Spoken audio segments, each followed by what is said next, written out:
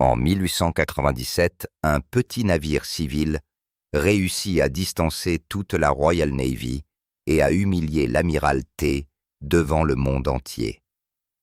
Lors de la revue navale de Spithead célébrant le jubilé de diamant de la reine Victoria, la puissance maritime de la Grande-Bretagne était exposée aux ambassadeurs étrangers et à la presse. La Royal Navy, fierté d'un empire, bordait le Solent avec des centaines de coques grises. Les cheminées fumaient, les cuivres brillaient, et les foules remplissaient les ponts pour assister à ce qui devait être un spectacle triomphal d'ordre et de domination. Puis de la brume à l'horizon surgit une traînée d'écume blanche, un étroit navire noir pas plus grand qu'un torpilleur fendant la formation à une vitesse inimaginable. Son sillage scintillait comme une lame au soleil, tandis qu'il filait droit devant le puissant cuirassé Royal Sovereign. Les amiraux crièrent à la poursuite, mais tous les navires lancés derrière lui furent distancés. L'intrus zigzagoua entre les lignes disparues dans le lointain et laissa derrière lui la fierté de la marine britannique stupéfaite. La foule venait d'assister à la naissance d'une nouvelle forme de puissance. Ce petit navire s'appelait Turbinia, et l'homme qui l'avait construit n'était ni marin ni amiral, mais ingénieur Sir Charles Parsons. Charles Algernon Parsons naquit en 1854 dans une famille anglo-irlandaise de scientifiques.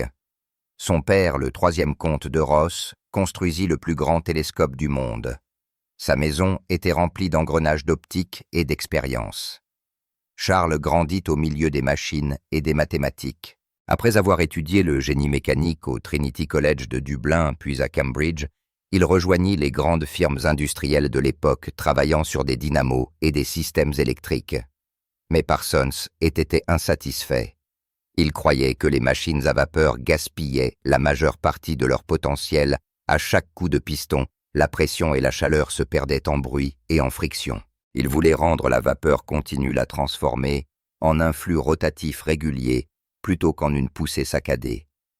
Sa réponse fut la turbine à vapeur, un dispositif canalisant la vapeur sous haute pression à travers des rangées de pales tournantes, convertissant la chaleur en mouvement avec une efficacité extraordinaire. L'idée n'était pas nouvelle, mais personne n'avait réussi à la faire fonctionner. L'amirauté la jugeait irréaliste. L'industrie la trouvait fantaisiste. Parsons décida alors de leur prouver le contraire de ses propres mains. Pour être honnête, cette histoire a toujours été l'une de mes préférées dans le domaine de l'ingénierie. J'ai moi-même étudié le génie mécanique et j'ai toujours été fasciné par les turbines. Il y a quelque chose de fascinant dans la façon dont elles transforment la vapeur en pure puissance. En 1884, il fonda la Parsons Marine Steam Turbine Company à Wallsend, sur la rivière Tyne. Il conçut sa première turbine pour produire de l'électricité, et ce fut un succès. Elle fonctionnait silencieusement, tout en consommant beaucoup moins de combustible qu'un moteur à piston. Puis il posa une question que personne n'osait formuler. Et si le même principe pouvait propulser des navires? Les ingénieurs navals se moquèrent de lui. « La turbine tourne beaucoup trop vite, dirent-ils. Elle détruirait n'importe quelle hélice. » Parsons les ignora. Il dépensa sa propre fortune pour construire un petit navire expérimental assez léger pour transporter une turbine à grande vitesse et 3 hélices. Il l'appela Turbinia. Les premiers essais furent désastreux. La cavitation brisa les hélices, les vibrations faillirent désintégrer la coque. Parsons redessina toutes les formes des pales, les engrenages et la disposition des arbres d'hélices. Enfin, en 1896, sa création glissa sur la Tyne à plus de 30 nœuds plus rapide que n'importe quel navire de la Royal Navy. C'était le navire le plus rapide du monde. Pourtant, personne ne le crut. Sans essai officiel, la marine refusa d'assister à ces démonstrations. Parsons comprit que si l'establishment ne venait pas à lui, il irait à eux littéralement. Lors de la revue du jubilé de la reine l'année suivante, Parsons passa à l'action. Alors que la Royal Navy défilait devant la souveraine, il dirigea Turbinia droit dans la ligne des navires de guerre. Les officiers furent furieux mais impuissants, leurs cuirassés peinaient derrière, tandis que Turbinia filait entre eux comme une guêpe dans une cage de géants. Le lendemain matin, tous les journaux britanniques racontaient l'histoire. L'Admiralty ne pouvait plus l'ignorer. En quelques mois, la Royal Navy commanda ses premiers destroyers à turbines. En moins d'une décennie, tous les grands navires de guerre du monde utilisèrent son système. La turbine à vapeur avait rendu le moteur à piston obsolète et l'ère de la puissance industrielle entra dans une nouvelle phase. Parson avait humilié l'amiral T, mais ce faisant, il lui avait offert l'avenir. Ce qui avait commencé comme la défiance d'un seul homme devint un tournant technologique. Le même principe de turbine qui rendait Turbinia imbattable allait bientôt propulser les cuirassés de l'ère du Dreadnought, les grands paquebots de l'Atlantique et les générateurs qui électrifièrent la Grande-Bretagne. Tout cela à partir d'un concept né dans un atelier de Newcastle, autrefois jugé impossible par ceux qui croyaient que le progrès avait déjà atteint sa limite. Sir Charles Parsons avait prouvé que ce n'était pas le statut mais bien la science qui détermine le rythme de l'histoire. Et lorsque la marine rattrapa enfin son retard, le monde entier fonctionnait déjà grâce à son invention. Après la démonstration de Spithead, l'Admiralty ne pouvait plus l'ignorer. Pourtant, l'acceptation officielle ne vint pas sans résistance. Parson les avait ridiculisés devant le monde entier et l'orgueil naval mit longtemps à pardonner. À huis clos, les comités soutenaient que sa turbine était trop fragile, trop coûteuse, trop expérimentale pour être utilisée sur des navires de guerre. Ils exigeaient des preuves selon leurs propres conditions et Parsons était bien décidé à les leur fournir. Il invita les ingénieurs de la marine à Newcastle pour voir ces machines de leurs propres yeux. À l'intérieur de ces ateliers de Wallsend, ils découvrirent un spectacle qui fit taire tout scepticisme. Des rangées de rotors en acier poli équilibrés à la largeur d'un cheveu humain tournaient silencieusement à des milliers de révolutions par minute. Ces ouvriers n'étaient pas de simples artisans, c'étaient des spécialistes de la précision formés à travailler selon des tolérances inimaginables à la fin de l'époque victorienne.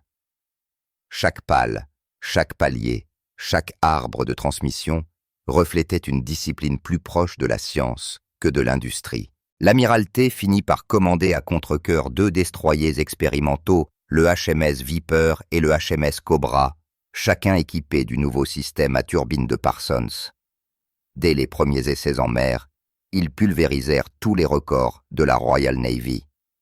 Le Viper atteignit plus de 33 nœuds, le Cobra légèrement moins. Les observateurs qui qualifiaient autrefois les turbines de jouets pour inventeurs comprirent qu'ils assistaient à l'avenir de la propulsion. Bien que les 2 navires furent ensuite perdus à cause de défaillances structurelles sans lien avec leur moteur, le message était limpide, la turbine fonctionnait et rien d'autre ne pouvait l'égaler. En quelques années, à peine, tous les grands chantiers navals britanniques achetèrent la licence du design de Parsons. Les compagnies marchandes y virent le même avantage que la marine, plus de vitesse, moins de vibrations, moins de bruit et un entretien réduit. Les grands paquebots transatlantiques adoptèrent la turbine presque du jour au lendemain. Des navires comme le Mauretania et le Lusitania devinrent la fierté de la flotte marchande britannique, leurs moteurs construits sous les brevets de Parsons. Le Mauretania, propulsé par ses turbines, conserva le ruban bleu de la traversée la plus rapide de l'Atlantique pendant plus de 20 ans. Parson lui-même resta avant tout un ingénieur plutôt qu'un homme d'affaires. Il s'intéressait bien davantage à la géométrie des pales et au rendement de la vapeur qu'aux relations publiques. Il passait des heures infinies dans les salles d'essai à mesurer d'infimes variations de pression traquant des fractions de pourcentage d'économie de combustible. Chaque ajustement de l'angle des pales ou de la forme des buses produisait des gains marginaux mais multipliés par des milliers de tours. Il transformait la performance. Il comprenait mieux que quiconque que le progrès provenait de la précision, non de la publicité. Au début du XXe siècle, la turbine avait conquis à la fois la guerre et le commerce. Ce qui avait commencé comme une expérience sur la Tyne était devenu le cœur battant de la puissance impériale. L'invention de Parsons propulsait désormais non seulement les navires, mais aussi les générateurs électriques des centrales britanniques. Le même principe qui faisait tourner les hélices faisait aussi tourner les dynamos. La turbine avait quitté la mer pour entrer dans chaque foyer à travers l'interrupteur lumineux. Son accomplissement fut si révolutionnaire qu'il transforma la vision stratégique de la Grande-Bretagne. La Royal Navy pouvait désormais déployer des flottes plus rapides, assurer une endurance accrue et maintenir l'immense réseau logistique de l'Empire. La Grande-Bretagne industrielle fonctionnait à la vapeur, mais grâce à Parsons, elle fonctionnait désormais efficacement. Il avait fait de l'énergie elle-même une arme. En 1911, il fut anobli pour ses services rendus à l'ingénierie. Pour un homme que l'on avait autrefois considéré comme un excentrique, c'était une véritable réhabilitation. Pourtant, comme la plupart des grands innovateurs Parsons, trouvait peu de réconfort dans les honneurs. Il continua à expérimenter, à redessiner, à perfectionner, convaincu que la perfection relevait des chiffres, non des médailles. Le monde commençait à peine à comprendre à quel point il l'avait transformé. Lorsque la Première Guerre mondiale éclata, l'invention de Sir Charles Parsons était devenue l'épine dorsale de la puissance britannique. Chaque grand navire de guerre lancé depuis les chantiers de Portsmouth, Barrow ou Belfast était propulsé par turbine. Ce qui avait débuté comme la rébellion d'un seul homme sur la rivière Tyne était désormais devenu la norme universelle de la propulsion navale. Les ennemis et les alliés de la Grande-Bretagne se précipitèrent pour adopter le même modèle copiant ce que la Royal Navy avait déjà perfectionné. La turbine transforma la nature même de la guerre. Les navires pouvaient désormais parcourir de plus longues distances à des vitesses plus élevées, sans se désagréger. Les croiseurs pouvaient patrouiller la moitié du globe sans devoir s'arrêter pour entretien. Les cuirassés ne faisaient plus trembler leurs propres coques lorsqu'ils avançaient à pleine vitesse. En l'espace d'une seule génération, Parsons avait fait passer la marine des moteurs à pistons grinçants à une puissance continue et fluide. La Royal Navy, et par extension l'Empire britannique, devint plus rapide, plus silencieuse et presque intouchable. Mais la contribution de Parsons ne se limita pas à la guerre. Le même principe de turbine commença à propulser le progrès civil tout aussi rapidement. Son entreprise à Wallsend construisit des générateurs pour les premières grandes centrales électriques du Royaume-Uni, alimentant en électricité les foyers et les usines. Les villes qui, une décennie plus tôt, étaient encore éclairées au gaz, brillaient désormais sous la lumière électrique, produite par des turbines à vapeur conçues par le même esprit qui avait jadis stupéfié l'amiral T. Au début des années 1900, son entreprise collabora avec des constructeurs navals tels que Cunard et White Star Line pour installer des turbines dans leurs nouveaux paquebots.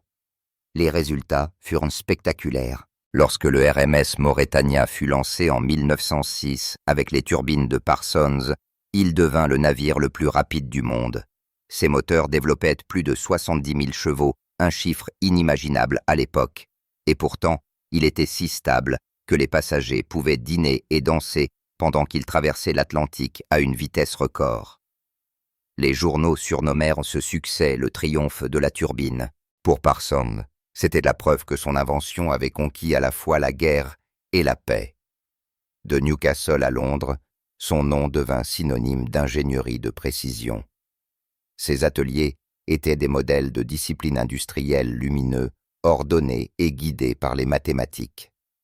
Parsons considérait l'ingénierie non comme une mécanique, mais comme une science de la mesure. Il disait souvent que les machines devaient être conçues comme les astronomes calculent les étoiles sans rien laisser au hasard, en s'appuyant uniquement sur les nombres. Le gouvernement comprit rapidement que la même efficacité qui rendait ces turbines idéales pour les navires de guerre pouvait aussi propulser les usines britanniques. Les contrats affluèrent pour des turbogénérateurs, des systèmes de propulsion et des installations marines. En 1914, la Parsons Marine Steam Turbine Company employait des milliers de personnes et fournissait des équipements dans tout l'Empire.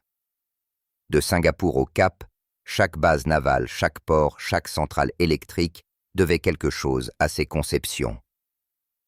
Mais avec la reconnaissance vint l'imitation. Des concurrents en Allemagne, aux États-Unis et en France commencèrent à produire leur propre version. Parson refusa de se laisser entraîner dans des guerres de brevets stériles. Il n'était pas un homme d'affaires dans l'âme, mais un inventeur qui se souciait davantage du progrès que du profit. Il partagea discrètement ses données techniques avec des collègues étrangers, convaincus que la connaissance faisait avancer la civilisation plus vite que le secret. Son humilité lui valut le respect même de ses rivaux. Lorsque la Première Guerre mondiale éclata, les turbines de Parsons propulsaient la flotte qui maintenait ouvertes les voies maritimes et bloquait l'ennemi. La grande flotte de Scapa Flow partit au combat entièrement mue par l'invention autrefois moquée dans les bureaux de l'Amirauté. À la bataille du Jutland en 1916, les navires à turbines manœuvrèrent plus vite et tinrent la formation sous le feu un avantage mécanique qui sauva des vies et changea la tactique navale. Parson lui-même ne connut jamais le combat, mais son œuvre transforma l'ingénierie en une forme de défense nationale. Après la guerre, il orienta de nouveau ses recherches, cette fois pour repousser encore les limites de l'efficacité. Il expérimenta des turbines à haute pression, des transmissions à engrenages et de nouveaux alliages capables de résister à des températures extrêmes. Ces conceptions trouvèrent leur place dans les centrales électriques, les filatures et même dans les prototypes d'aéronefs. Dans les années 1920, la turbine était devenue le cœur de l'industrie moderne. La vapeur, autrefois considérée comme un vestige du XIXe siècle, était désormais le carburant invisible du XXe. Malgré sa richesse et son influence, Parsons resta d'une modestie remarquable. On le voyait souvent arpenter les allées de ses usines, les manches retroussées parlant directement avec les apprentis et les machinistes. Il accordait plus de valeur à la précision qu'au prestige. Un jeune ingénieur lui demanda un jour ce qui faisait le succès de ses turbines. Il répondit simplement « Nous avons mesuré ce que les autres supposaient ». Au fil des années, l'empire britannique de l'acier et de la vapeur continua de s'étendre. Mais Parsons pensait déjà au-delà de sa propre existence. Il investit massivement dans la recherche sur des turbines plus petites et plus rapides, capables d'équiper des véhicules, des navires et des centrales électriques de toute taille. Il croyait que la turbine n'était pas une simple invention, mais un principe capable d'alimenter n'importe quoi. Dans les années 1930, la turbine n'était plus seulement un triomphe de l'ingénierie, elle était devenue le battement de cœur de la civilisation. Des paquebots aux lumières des villes, des cuirassés, aux métiers à tisser.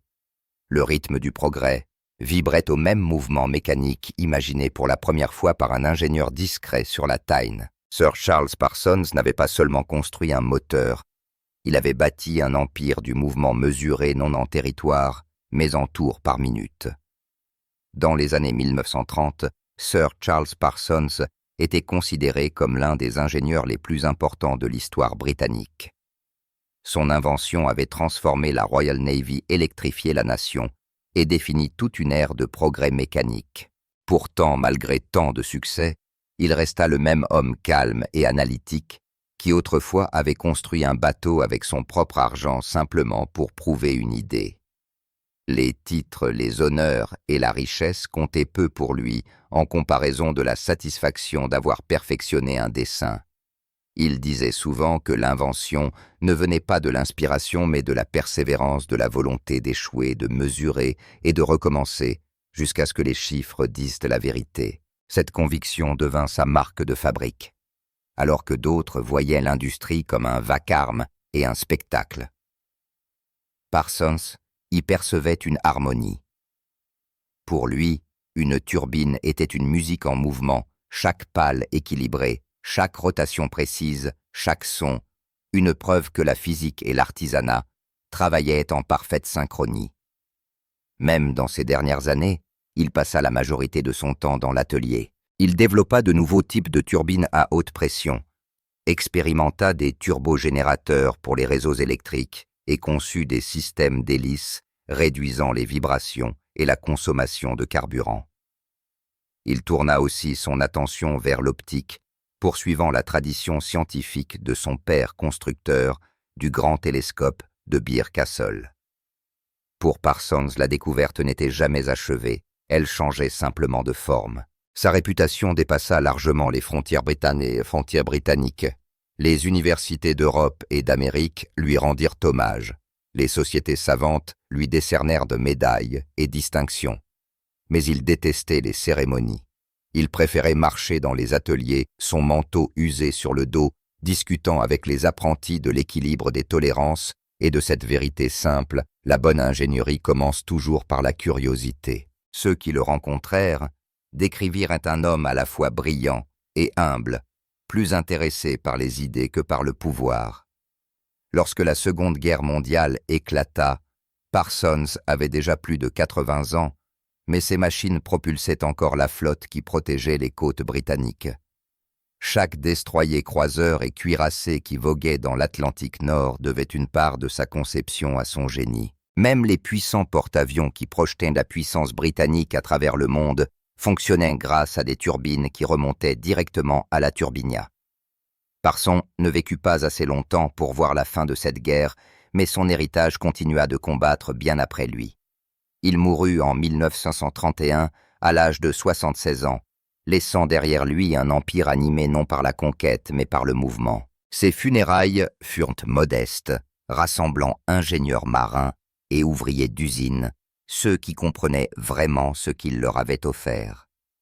Les journaux le surnommèrent « l'homme qui rendit la vapeur efficace ». Les historiens plus tard l'appelleraient « le père de la puissance moderne ».